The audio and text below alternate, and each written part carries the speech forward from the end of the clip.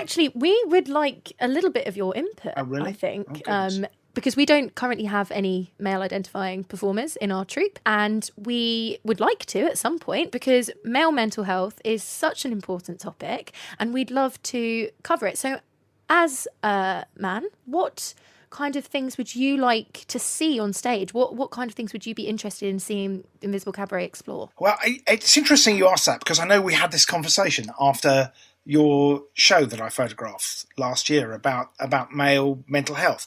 And it's a thing that, the numbers of men committing suicide is so far ahead of the numbers of women. It's like a silent killer. I have to say, I think it's very difficult, because many people who identify as men, they deal with their problems differently.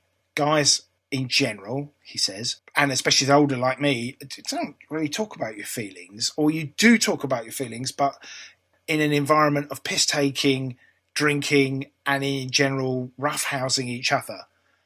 So at work, amongst the guys I work with, a guy might come up, slap me over the back of the head, call me a C word, and say, "Are you all right?" I mean, of course, that is the standard therapist opener when you go to a psychologist. That is the first thing they ask, isn't it? Of course. So, in exactly that way. In exactly those words, yeah. But it's actually quite easy to respond to, because you could say, "I'm all right, fuck off," or "I'm having a bad day, fuck off."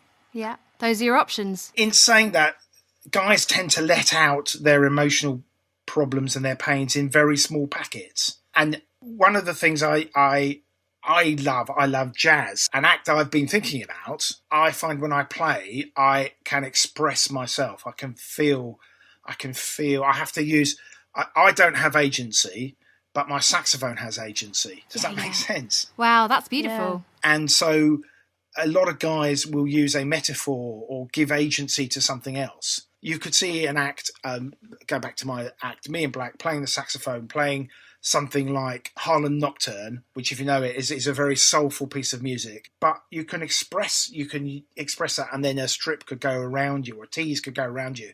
And we had the idea of using the saxophone as a clothes horse. Cool. Nobody steal that, okay? That's copyrighted Richard Burly photographer. It's not. There's a performer called Vince Moon who does a rugby player. I don't know if you've seen Vince's... No, I haven't seen this. Vince is amazing. He does a rugby player strip, which deals with a lot of male tropes. It's got a thing about checking out the size of your member, but it ends with a boat race. You all went to Oxbridge, you know what boat race is. We know about boat races, yeah. Yeah, and it ends with a boat race. With himself. So he pulls a pint of beer over his head. His is very butch. That sounds great. My saxophone idea is probably a bit more feminine. You could probably, with guys, work on the basis of using words. Most of my friends speak to each other in a very aggressive and sweary way. But in that way, that seems to be the only way blokes can find to access their feelings.